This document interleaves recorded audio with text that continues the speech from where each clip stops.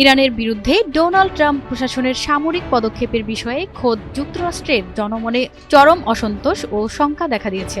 American নাগরিক ইরানে হামলার এই সিদ্ধান্তের ঘোর বিরোধী। মাত্র ৪১% নাগরিক এই সামরিক পদক্ষেপকে সমর্থন জানিয়েছেন।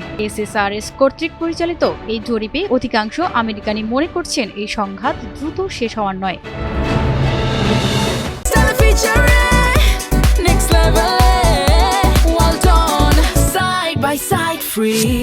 জরিপে অংশগ্রহণকারী ৫৬% নাগরিক আশঙ্কা প্রকাশ করছেন যে যুক্তরাষ্ট্র ও ইরানের মধ্যে একটি দীর্ঘমেয়াদী সামরিক লড়াই শুরু হতে যাচ্ছে।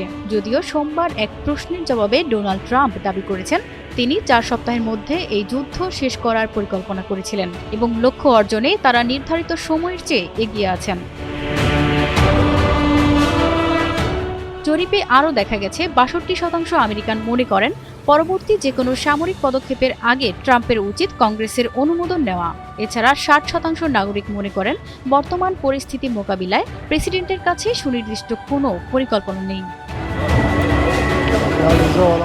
এমনকি স্থল সেনা পাঠানোর প্রশ্নেও আমেরিকানরা অনড়। মাত্র ১২% আমেরিকান ইরানের সেনা পাঠানোর পক্ষে মত দিয়েছেন, বিপরীতে ৬০%ই এর তীব্র বিরোধিতা করছেন। রাজনৈতিক মেরুকরণের চিত্রটিও এই জরিপে স্পষ্ট।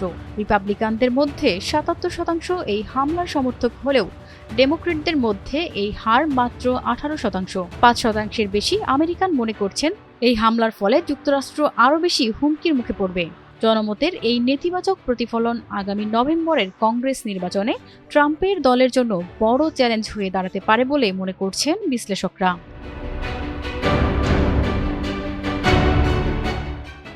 প্রতিমা সরকার, NTV অনলাইন।